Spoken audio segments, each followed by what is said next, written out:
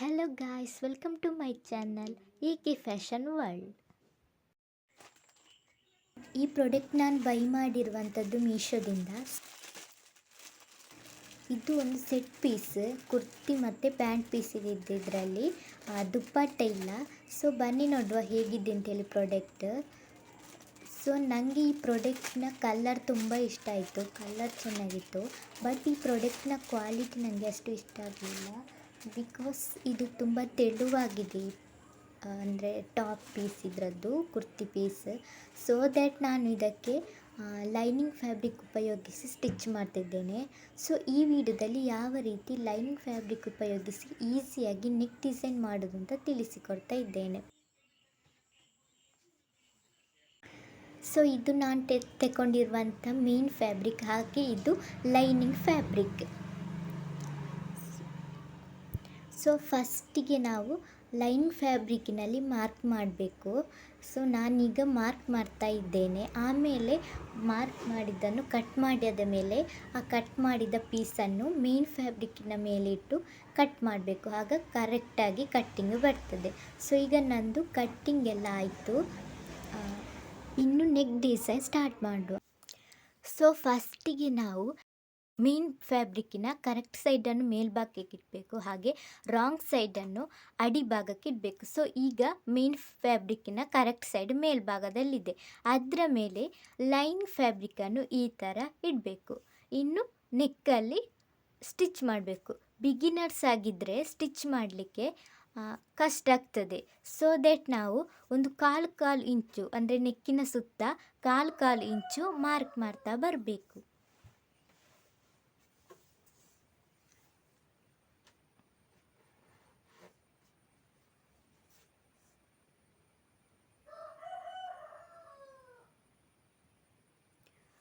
So ಇವಾಗ mark ಮಾಡಿ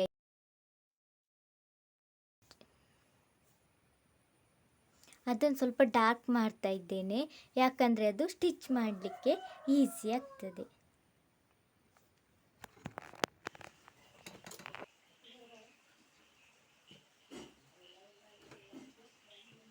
so ಈಗ ಮಾರ್ಕ್ ಮಾಡಿ ಆದ ಮೇಲೆ ಅದೇ ಮಾರ್ಕ್ ಮಾಡಿದಲ್ಲಿಯೇ ಸ್ಟಿಚ್ ಮಾಡ್ತಾ ಬರಬೇಕು. ಇದು ಯಾಕಂದರೆ ಪರ್ಫೆಕ್ಟಾಗಿ ಆಗ ನೆಕ್ ಡಿಸೈನ್ ಬರ್ತದೆ. ಸೊ ಇನ್ನು ಸ್ಟಿಚ್ ಮಾಡಿ ಆದ ಮೇಲೆ ಮೇಲೆ ಉಳಿದಿರ್ತದಲ್ವ ಮೇನ್ ಫ್ಯಾಬ್ರಿಕ್, ಸೊ ಅದನ್ನು ಕಟ್ ಮಾಡಿ ತೆಗಿಬೇಕು. ಅಂದರೆ ಸ್ಟಿಚ್ ಮಾಡಿದಲ್ಲೇ ಕಟ್ ಮಾಡಬಾರ್ದು, ಒಂದು 1/4 ಇಂಚು ಬಿಟ್ಟು ಕಟ್ ಮಾಡಬೇಕು. ಸೊ ಈಗ ಇನ್ನು 1/4 ಇಂಚು ಬಿಟ್ಟಿರ್ತೇವಲ್ವ, ಅಲ್ಲಿ ಸಣ್ಣ ಸಣ್ಣ ಕಟ್ ಕೊಡಬೇಕು. ಅದು ಯಾಕಂದರೆ ನೆಕ್ ಡಿಸೈನ್ ಪರ್ಫೆಕ್ಟಾಗಿ ಬರಲಿಕ್ಕೆ. ಸೊ ಇನ್ನು ನಮ್ಮದು ಲೈನಿಂಗ್ ಫ್ಯಾಬ್ರಿಕ್ ಮೇನ್ ಫ್ಯಾಬ್ರಿಕ್ಕಿನ ಕರೆಕ್ಟ್ ಸೈಡಲ್ಲಿ ಇರ್ತದೆ. ಸೊ ಅದನ್ನು ನಾವು ರಾಂಗ್ ಸೈಡಿಗೆ ಟರ್ನ್ ಮಾಡಬೇಕು. ಸೊ ಇವಾಗ ನೆಕ್ ಡಿಸೈನ್ ಬರ್ತದೆ. ಸೊ ಇನ್ನು ಅದನ್ನು ನಾವು ಕರೆಕ್ಟಾಗಿ ನೆಕ್ಕನ್ನು ಪ್ರೆಸ್ ಮಾಡಬೇಕು, ಹಾಗೆ ಐರನ್ ಕೂಡ ಮಾಡಿದರೂ ಆಗ್ತದೆ. ಸೊ ನಂದೀಗ ನೆಕ್ ಡಿಸೈನ್ ರೆಡಿ ಆಯಿತು. ಇನ್ನು ಅದರ ಮೇಲೆಯೇ ಒಂದು ಸಣ್ಣ ಹತ್ತಿರಕ್ಕೆ, ಇದು ನೆಕ್ ಡಿಸೈನ್ ಹತ್ತಿರಕ್ಕೆ ಒಂದು ಸ್ಟಿಚ್ ಕೊಡಬೇಕು. ಆಗ ಪರ್ಫೆಕ್ಟಾಗಿ ಕೂರ್ತದೆ ಅದು.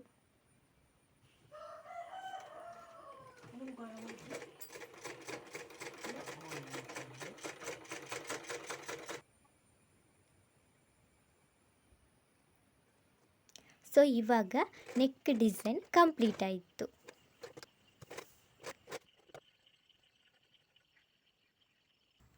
ಇನ್ನು ಶೋಲ್ಡರನ್ನು ಜೋಡಿಸಬೇಕು, ಆಮೇಲೆ ಸ್ಲೀವನ್ನು ಅಟ್ಯಾಚ್ ಮಾಡಬೇಕು. ಸೊ ಇವಾಗ ಶೋಲ್ಡರನ್ನು ಜೋಡಿಸಿ ಆಯಿತು.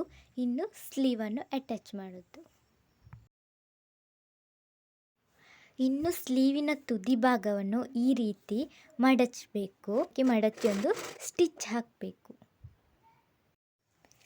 ಇನ್ನು ಸ್ಲೀವನ್ನು ಅಟ್ಯಾಚ್ ಮಾಡಬೇಕು.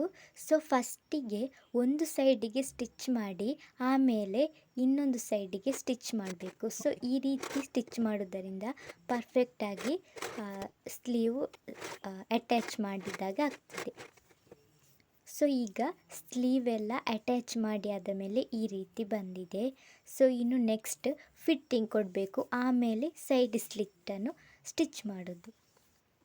ಸೊ ನಾನಿವಾಗ ಫಿಟ್ಟಿಂಗ್ ಕೊಡ್ತಿದ್ದೇನೆ. ಸೊ ಅದಕ್ಕೆ ನಾನು ಟಾಪನ್ನು ಒಂದು ಭಾಗಕ್ಕೆ ಈ ರೀತಿ ಮಡಚಿ ಈಗ ಫಸ್ಟಿಗೆ ನನ್ನ ಚೆಸ್ಟ್ ಮಾರ್ಕ್ ಮಾಡ್ತಿದ್ದೇನೆ. ಅಂದರೆ ಆ್ಯಕ್ಚುವಲ್ ಇದ್ದದ್ದು ನಾನು ಅಳತೆ ತೆಕ್ಕೊಂಡಿರುವಾಗ ಎಷ್ಟು ಬಂದಿದೆ ಅಷ್ಟೇ ತೆಗೊಳ್ತಿದ್ದೇನೆ. ಹಾಗೆ ವೆಸ್ಟ್ ಮಾರ್ಕ್ ಮಾಡ್ತಿದ್ದೇನೆ. ಹಾಗೆ ಕೆಳಗೆ ಆಸನ, ಸೊ ಅದರ ಅಳತೆ ಕೂಡ ಮಾರ್ಕ್ ಮಾಡಿ ಒಂದು ಅದರ ಮೇಲೆ ಮಾರ್ಕ್ ಮಾಡ್ತಾ ಇದ್ದೇನೆ. ಸೊ ಆ ಮಾರ್ಕ್ಗಳನ್ನೆಲ್ಲ ಜೋಡಿಸ್ತಾ ಇದ್ದೇನೆ. ಸೊ ಈಗ ಮಾರ್ಕೆಲ್ಲ ಜೋಡಿಸಿ ಆದ ಮೇಲೆ ಹಾಗೆ ಈಗ ಸ್ಲೀವಲ್ಲಿ ಕೂಡ ಮಾರ್ಕ್ ಮಾಡ್ತಿದ್ದೇನೆ. ಇದೆಲ್ಲ ಮಾರ್ಕ್ ಮಾಡಿ ಆದ ಮೇಲೆ ಅದನ್ನು ಸ್ವಲ್ಪ ಮಾರ್ಕನ್ನು ಡಾರ್ಕ್ ಮಾಡಬೇಕು. ಡಾರ್ಕ್ ಮಾಡಿ ಆದ ಮೇಲೆ ಈಗ ಡಾರ್ಕ್ ಮಾಡ್ತಾ ಇದ್ದೇನೆ.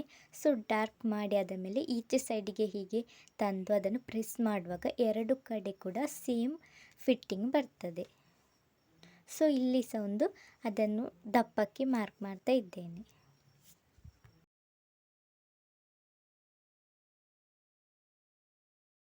ಇವಾಗ ಎರಡು ಸೈಡ್ ಕೂಡ ಮಾರ್ಕ್ ಮಾಡಿ ಆಯಿತು. ಇನ್ನು ಇದನ್ನು ಸ್ಟಿಚ್ ಮಾಡಬೇಕು. ಸೊ ಎಲ್ಲಿಯವರೆಗೆ ಅಂದರೆ ನಾವು ಸ್ಲಿಟ್ ಎಲ್ಲಿಯವರೆಗೆ ಇರ್ತೇವೆ ಅಲ್ಲಿಯವರೆಗೆ ಈ ಫಿಟ್ಟಿಂಗನ್ನು ಕೊಡಬೇಕು. ನಾವು ಇದನ್ನು ಸ್ಟಿಚ್ ಮಾಡುವ.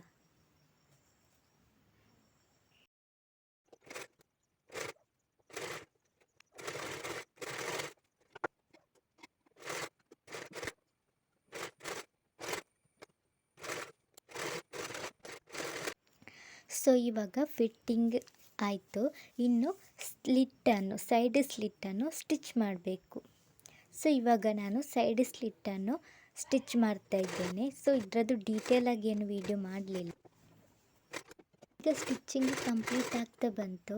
ಹಾಗೆ ನನ್ನ ವಿಡಿಯೋ ಇಷ್ಟ ಆಗಿದ್ದರೆ ಲೈಕ್ ಮಾಡಿ, ಶೇರ್ ಮಾಡಿ, ಹಾಗೆ ಸಬ್ಸ್ಕ್ರೈಬ್ ಮಾಡಿ. ಸೊ ಈಗ ಫೈನಲ್ ಆಗ್ತಾ ಬಂತು ಸ್ಟಿಚ್ಚಿಂಗ್. ಸೊ ಫೈನಲಿ ಟಾಪ್ ಈ ಥರ ಬಂದಿದೆ. ಸೊ ಪ್ಯಾಂಟ್ ಕೂಡ ಸ್ಟಿಚ್ ಮಾಡೀನಿ. Thank you.